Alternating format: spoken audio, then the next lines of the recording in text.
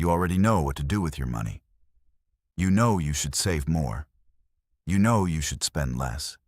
You know you shouldn't have bought that thing. Nobody's confused. So if knowing was the answer, everybody watching this would already be rich. Knowing was never the problem. Here's the actual problem. Money decisions don't happen in a quiet room where you're thinking clearly. They happen at 9 p.m. when you're exhausted after a shift and the food app is right there. They happen when you're stressed and a store has a sale. They happen when your friend gets a new car and something in your chest goes tight. That's when your money gets decided, and in those moments, knowing does nothing for you. That's what a habit is for. A habit makes the smart move the automatic one, so you don't have to be strong. You just have to be set up. And that's why regular people with regular paychecks quietly end up ahead of people making way more. They didn't get smarter, they got set up. So here are 30 of them. The habits that actually move the needle, grouped so they make sense. And I'm going to go deep on the ones that change everything and move fast through the rest. Let's start with the ones that stop your money leaking out. Habit 1. Look at your money every week. Not every hour, once a week. Most people check their phone 40 times a day and their bank account once a month, if that. And they avoid it for a reason. They think not looking will hurt less. It's the opposite.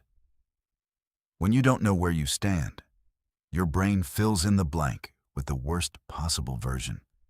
So you're stressed about a number you've never even seen. 2 minutes of looking kills that. Not because the number's good, but because now it's real and you can do something about it. Habit 2, track where it actually goes. Not to become an accountant, forget spreadsheets. You're hunting for a pattern. Because here's what's true for almost everybody. You didn't go broke from one big purchase. You went broke from the same small thing repeating 200 times a year. $12 on lunch, 4 days a week, that's $2,500 a year you never decided to spend. The shock is never how much you spend. It's where. Find the one leak that's biggest and you've done the whole job. Habit 3, wait 24 hours on anything you don't need. This one's almost cheating. Everything is built to make buying feel urgent. The countdown, the only 2 left, the sale ending tonight. That's not an accident. They know you decide differently when you're rushed. So you just wait a day. And what happens is wild. Most of it dies. You don't want it anymore. Which tells you something important. You never wanted the thing. You wanted the little hit of buying it. That feeling has a shelf life of about an hour. So if you let it expire, it takes the purchase with it. Habit 4. Ask if you'll still care next month. Same idea, faster. Most things fail that test instantly. Habit 5.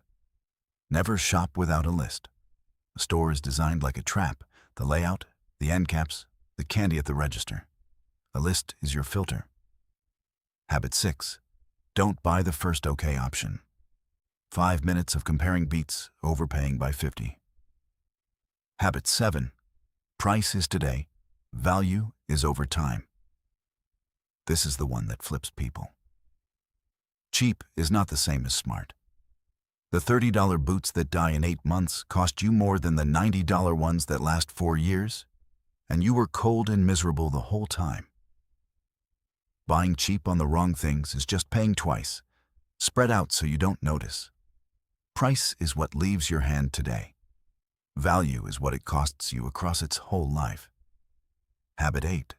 Buy good on what you touch every day. Not everything. Most stuff should be cheap. But your shoes, your bed, your work tools, the things you're in for hours a day. That's not splurging. That's the math from the last one. Habit 9. Stop buying things to impress people. This one saves more money than any budget ever will. So sit with it. A huge chunk of what people buy isn't for use. It's for image. The car in the driveway, the watch, the brand, the thing that says I'm doing fine. And here's the part that stings. Nobody's looking. Everybody around you is busy worrying about their own image. You are performing for an audience that never showed up, and you're paying for the tickets. The day that lands, half your spending problem disappears. Habit 10. Catch lifestyle creep before it hardens. You get a raise, $400 more a month, and you feel it for about 6 weeks. Then it's gone and you can't say where. That's because it didn't go anywhere loud. A slightly nicer place, a few more subscriptions, ordering in a bit more. Not one of those felt like a decision, and together they ate the entire raise. So now you make more and you're the same. That's how somebody works 20 years, triples their income, and never gets 1 inch closer to free. The raise isn't the win. Keeping the raise is the win. Habit 11. Count the whole cost, not the sticker. A car isn't the price. It's insurance, gas, repairs, for years. Almost everything you buy has a tail. Habit 12. Kill the subscriptions you forgot. They're designed to be forgotten. That's the business. 10 minutes. Cancel anything you haven't opened in a month. All right, so that's the leaking. Now the other side, because plugging the holes means nothing if you never actually put money aside. And these next ones are the difference between people who save and people who mean to. Habit 13. Pay yourself first. This is the biggest one on the whole list. Most people do it in this order. Money comes in, pay rent, pay bills, buy food, handle life, and save whatever's left. And there's never anything left. Not because you're bad with money, because spending expands to fill whatever's there. Every single time. So you flip the order.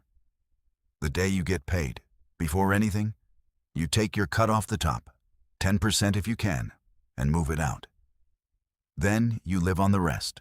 Same money, same life, completely different result, because now your savings isn't the leftovers, it's the first bill. Habit 14. Automate it. And this is what makes 13 actually survive contact with real life. Because on the day you have to choose to move that money, some months you won't. You'll be tired, something will come up, you'll do it next month. So take yourself out of it. Set it to move automatically the day after payday, before you can feel it. Now the good decision happens whether you're motivated or not, whether you remember it or not, whether you're having a hard month or not. That's the whole secret to everything in this video. Willpower runs out. Systems don't. Habit 15. Treat savings like a bill. You'd never text your landlord that you weren't feeling it this month. Give your future the same respect. Habit 16. Build the cushion before you need it. It doesn't stop the car breaking. It stops the car breaking from becoming credit card debt you carry for 3 years. Habit 17. Keep savings where you can't casually touch it. Different bank, no card. A little friction saves a lot of regret. Habit 18. Save a piece of every windfall. Tax refund, bonus, birthday money. It feels like free money. It's just money. Habit 19.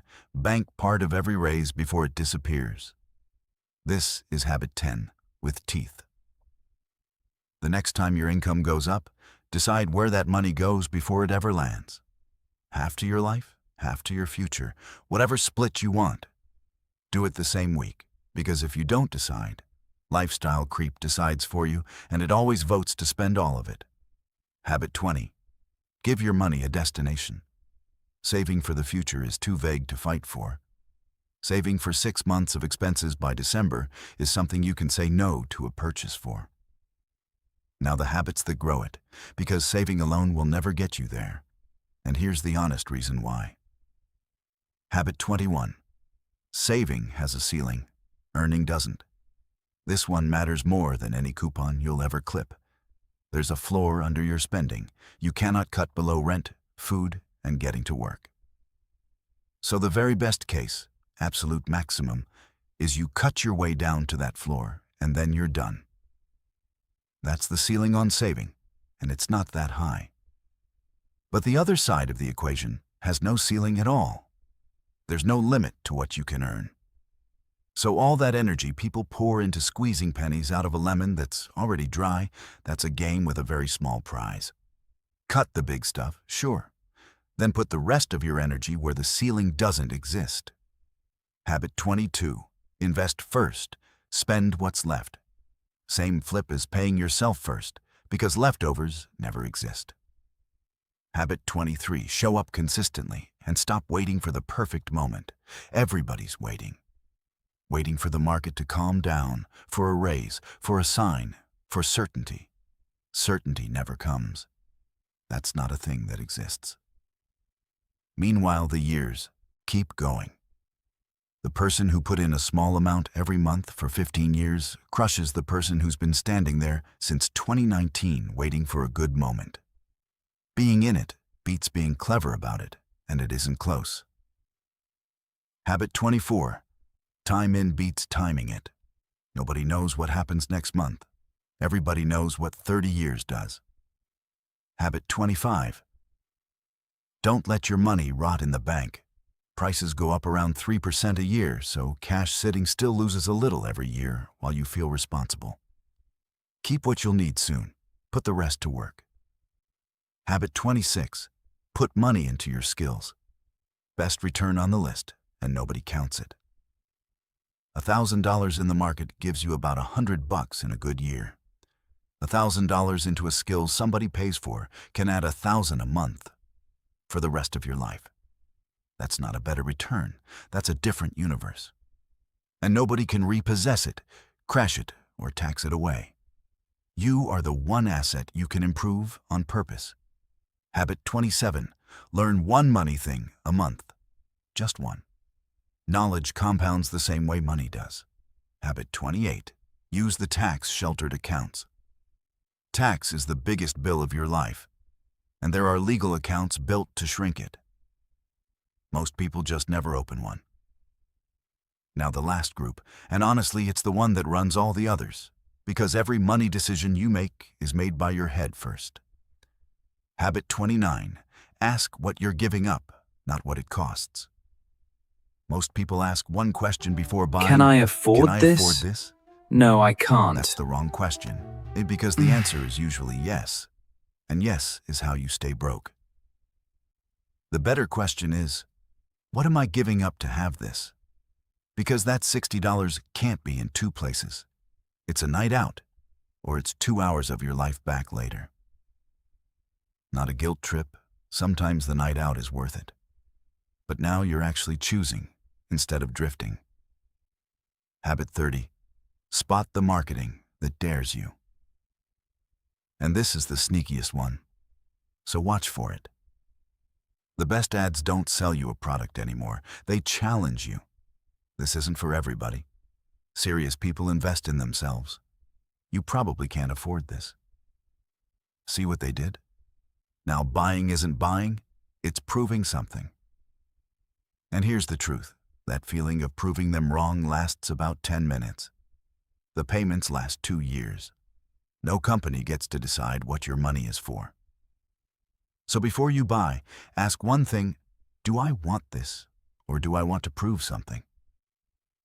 Those are two completely different purchases, and only one of them is yours. And a few more that ride along with those. Delay rewards, don't deny them, because plans that ban all joy always collapse. So plan the thing and save for it, instead of quitting the whole program. Stop comparing, because that game has no finish line. There's always someone with more, and it's rigged, so you always lose. And go for progress, not perfection, because one bad weekend doesn't undo anything. Quitting does. You are never more than one decision from being back on track. So there they are, all 30. And look at them. Not one is impressive.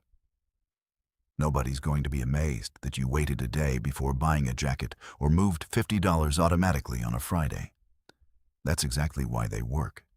They're small enough that you'll actually do them, and they repeat, and repeating is the whole game. Your money compounds. So do your habits. And here's what all of it is actually for. Money isn't a scoreboard. It's not proof you're smart or that you won. It's a tool, and the only thing it really buys you is options. The option to handle a broken car without panic. The option to walk away from a job that's eating you alive. The option to say yes when something good shows up and no when it doesn't. That's it. That's the whole prize. So don't try to do 30 things tomorrow. You'll quit by Thursday, and you know it. Pick one. Just one. The one that made you wince a little while I said it. Do that until it's automatic and you don't think about it anymore. Then come back and take another. That's how this actually works. Not in one big dramatic change, but in one small thing that sticks. Then another. Until one day you look up and you're the person who's just good with money. And you can't even point to when it happened. And if this made something click, subscribe and stick around. Because everything on this channel is built to walk you from broke to free. One plain truth at a time. Not one of these is impressive. I mean, look at them. They're just not cutting it. Do that until it's automatic and you don't think about it anymore. Let's explore your options. They can lead to a home, a car, or even treasure.